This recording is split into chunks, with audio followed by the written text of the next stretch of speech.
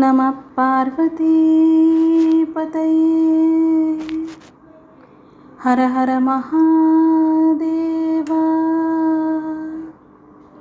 தெய்வத்தின் குரல் 2ஆம் பாகம் 163ஆம் பகுதி.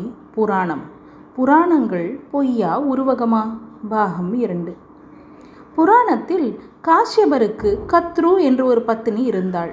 அவளுக்கு பாம்புகள் குழந்தையாக பிறந்தன என்று பார்த்தால் உடனே இதெல்லாம் ஒரே அசம்பாவிதம் என்று தள்ளிவிடுகிறோம்.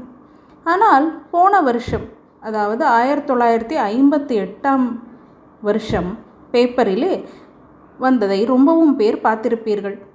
ஒரு மார்வாடி பெண்ணுக்கு பாம்பு பிறந்தது என்று அந்த நியூஸ் இருந்தது. அதை பார்த்தபோது எனக்கே இந்த மாதிரி இன்னொரு விஷயம் உறுதிப்பட்டது. நான் சுவாமிகளாக ஆகிறதுக்கு முந்தி ஒரு குடும்பத்தை பற்றி கேள்விப்பட்டிருக்கிறேன்.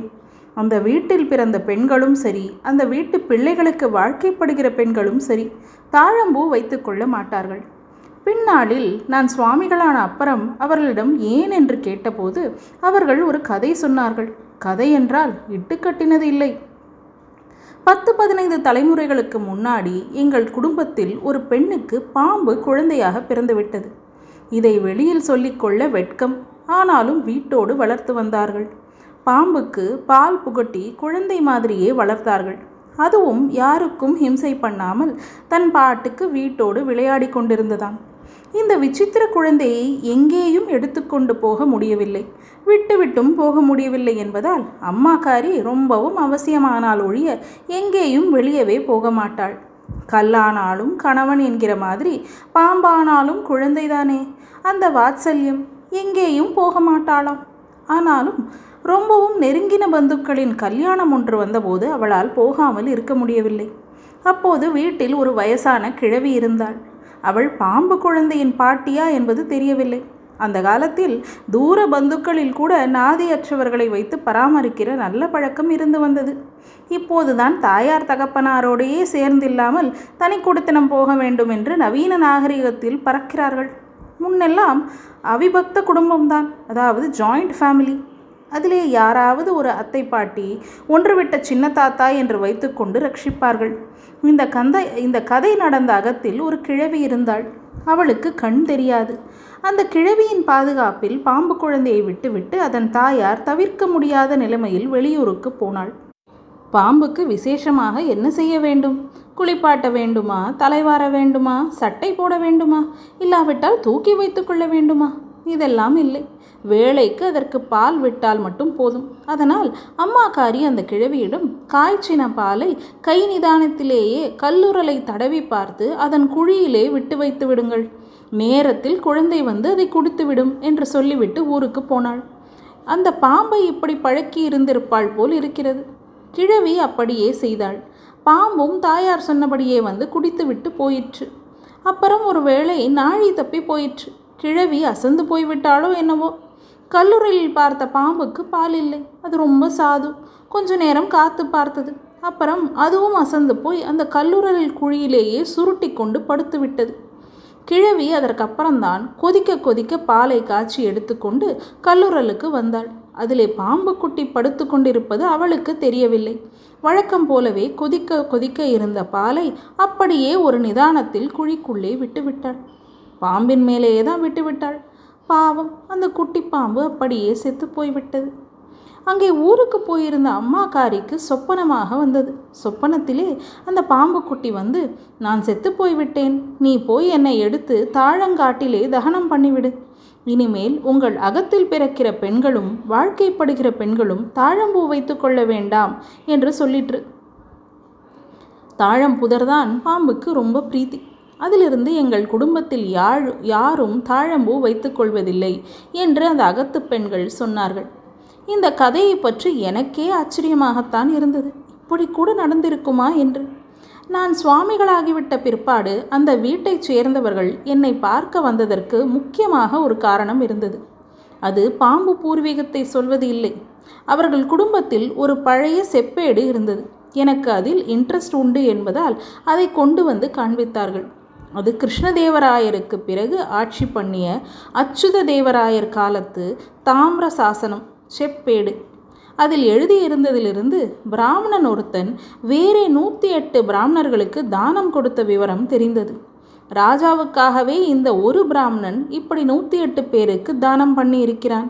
அது ஏன், எதற்காக என்று சொல்கிறேன். பிராமணன் சதாசர்வ காலமும் வேத அத்தியனமும் கர்மானுஷ்டானமும் பண்ணிக்கொண்டே இருக்க வேண்டும் என்பதால் அவன் உத்தியோகத்தில் போய் சம்பாதிக்க கூடாது.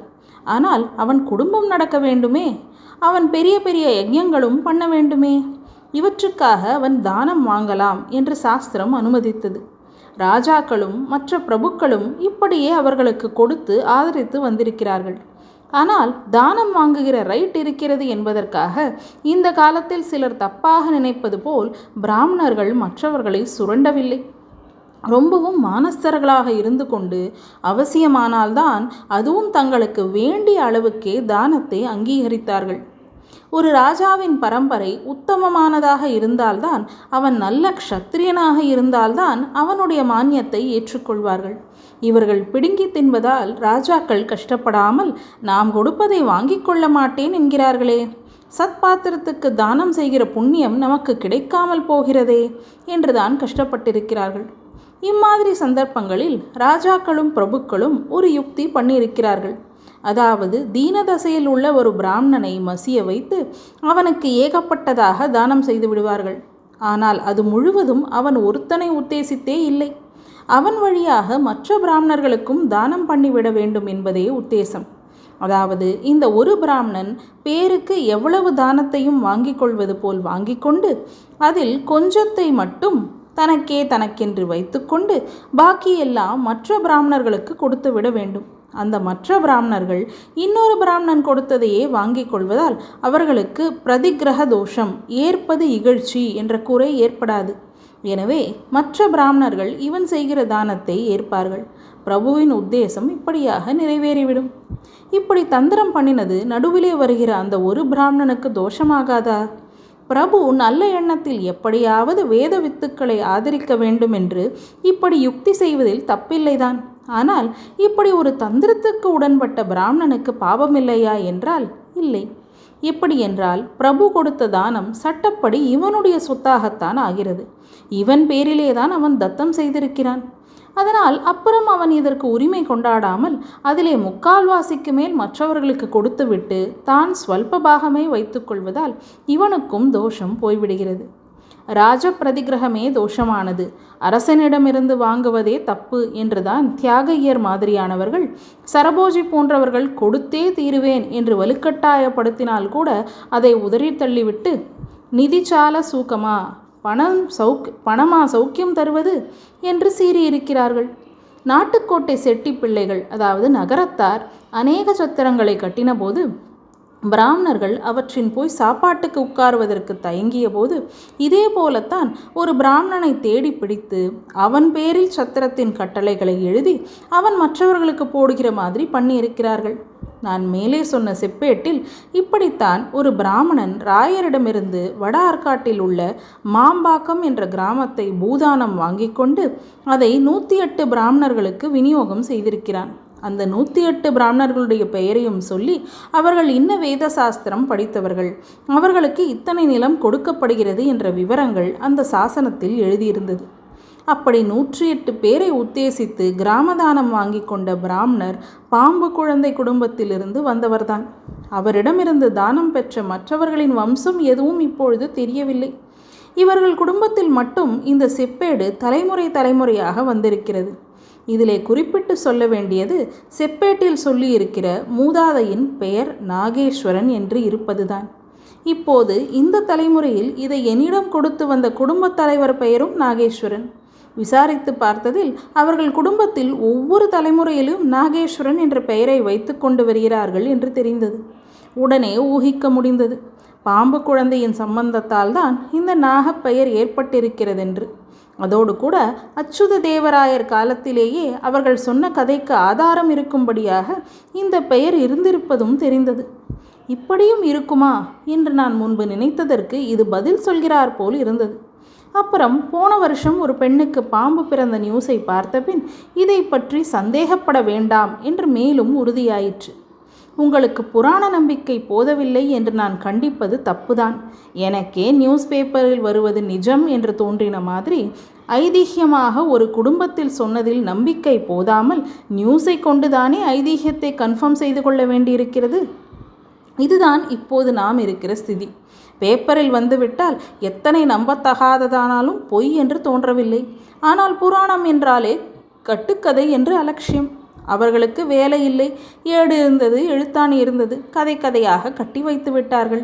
இதில் சிலதில் கெட்டிக்காரத்தனமாவது இருந்திருக்கிறது, பாக்கியெல்லாம் அபத்தம் என்று நினைக்கிறோம். நம பார்வதி பதையே ஹர ஹர மகா